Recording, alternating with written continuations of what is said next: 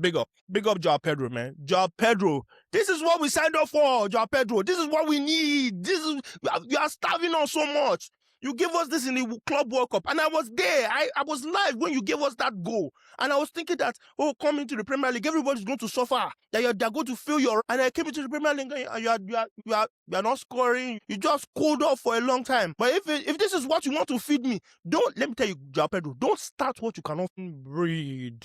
Again, Chelsea fans, I feel like we're going to make this a meditation center. But what a night for the Blues. Come on, you Blues. Come on, up the Chelsea. If you're here and you're a Chelsea fan, drop a like, drop a subscription, give a comment. Let me know how you're feeling after the very, very, very feisty Champions League game that just occurred against Napoli versus Chelsea. This was a much needed 3 points. We needed this 3 points so that we could avoid a needless playoff, because our run in this Champions League has been actually very good, other than the draw to Karabakh, and I think we drew again to another. We lost to Bayern, which Bayern they're a very good team.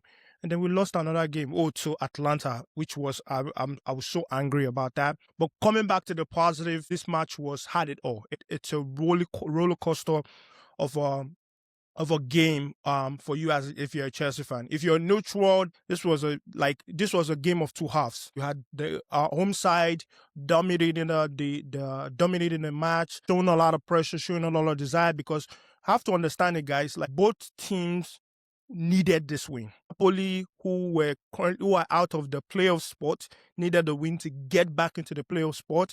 While Chelsea, on the other hand, we were going to make a playoff spot, but we wanted to avoid playing a playoff spot. Playoffs basically included you playing home and away to a team, which would then get you a ticket to the round of 16. But with this win now, Chelsea now avoids a playoff before the round of 16. They can sit back, relax, watch the teams who they're possibly going to be facing as they go into the round of 16. I wanted to say, like, this game, when I started this game, the first half, like I said, first half was dominated by Napoli. Liam Rosenior's tactics in the first half, I didn't understand it. Because I was like, first we saw James playing in a center back role. We saw Cucurella playing also in a center back role, sort of as a back three. And then Fofana was the central center back there. And then we had your Netos playing sort of a wing back, and then Gusto playing also a wing back. And then you had Caicedo, you had Enzo, and then you had and Caicedo, Enzo, and Andre Santos. And then up front, you had Estavio and Joao Pedro. Whatever that tactic was, let me tell you, Leon Brazil, look at me. Look at my face. I never want to see that formation again. Wait for preseason. Wait for summer time where you can perfect it, because that's formation deprived of any type of creativity. Any team that are good with pressing, like Napoli was, they stifled our ability to be able to move it within the middle of the park, so that always forced us wide. And when we go wide, the only runners that we had are Estavio and Joao Pedro, and there's very little much that they can do. Napoli, after we got the penalty, which rightfully was a penalty, I was like, okay, we managed to scam. We can manage to scam and scam this first half and actually win it. But Napoli just kicked it off for another gear. They kicked it off to another gear, and they started pressing us, and rightfully so. The goal that they had, Fofana got spun. I don't know what was that. That was like some sort of like, I don't know what kind of skill was that. He just scooped it, and that goal was fantastic. But then Napoli again came back again. They didn't just relax, and because like I said, this is a much needed win for them. So both teams were sitting on the edge of their seats, and they needed to win this. And Napoli went for it. They went full throttle, and they got 2-1 up before first half. And when second half was starting, in my mind, I just said, this guy, Rosinio, Liam, you have to change it. Gaffer, you have to change the formation, and because it's not working. We have seen it so many times, it's not working. Change it up. And he did. So I'm going to give him kudos for that, because his initial experimental formation, it struggled, like I said, because of lack of movement in the middle, and also lack of ability to be able to play through the press. But second half, he changed it up. Took off Santos, brought in Chaloba, so you have your core center backs, so you play in a back two, and then you had Rhys James and Cucurella at wide. He brought Gittins on, For some reason, Gittins went off in the second half. I don't know if that was. I know by then we were leading, but I don't know what that was. Maybe he had a knock. Apparently, I was hearing through the commentators that he had a knock. So I don't know about that, but I'm hoping that because that Gittins actually, when he came on, was actually very good. Was good at just trying to take on his man. I think over time, I'm still not happy about us paying 50 million for him. But I think over time, with more experience, he will grow into the player that he's supposed to be. But we really needed somebody who was proven and somebody who's bold enough. I don't need any experimentation. I don't want to go on a tangent. Let's focus on the game. So Gittins came on, putting up good performance. Kopama came on, which I was happy about, and he honestly, his introduction changed that game because for some reason, they weren't giving him the ball enough, but the little chances that he had, he started getting the ball. And my God, Kopama, man, we have missed you so much. Look at that pass to Joao Pedro, my God. Look at that line-breaking pass. That's one of the things we missed in the second half, is that we missed that person who was just willing to just play that ball and feed the strikers. And first off, before we go into the third goal, because I feel like I'm talking about the third goal, the second goal, Joao Pedro, big up. Big up Joao Pedro, man. Joao Pedro, this is what we signed up for, Joao Pedro. This is what we need. You are starving us so much. You gave us this in the Club World Cup, and I was there. I was live when you gave us that goal. And I was thinking that coming to the Premier League, everybody's going to suffer. That they're going to feel your rats. And I came into the Premier League, and you are not scoring. You are not making, assisting. You just cooled off for a long time. But if this is what you want to feed me, let me tell you, don't start what you cannot finish. Look at me. Don't start what you cannot finish. Big up to you, though. Big up to you, because that finish, my God, where did that shot come from? Outside of the box, punish defender with his weak foot, apparently. That is his weak foot. If that is your weak foot, please continue to take it on your weak foot. And let me tell you something. People, anybody that mentions Jackson, if you mention Jackson again in this, because Jackson cannot take that shot. Nicolas Jackson cannot take that shot. I need more strikers like that. Strikers who are willing to take that, who are willing to take your shot. You see, they're sitting off. Napoli, when they went 2-1 up, immediately they fell back into a fight because they were trying to defend it. And you hold that, Antonio Conte, hold that, a defeat on your head top, and you're out of the Champions League. I don't know why I don't like him, but there's something about Antonio Conte that when I just see him, he just does not have a good Champions League run at all. Him and Europe, they're like oil and water.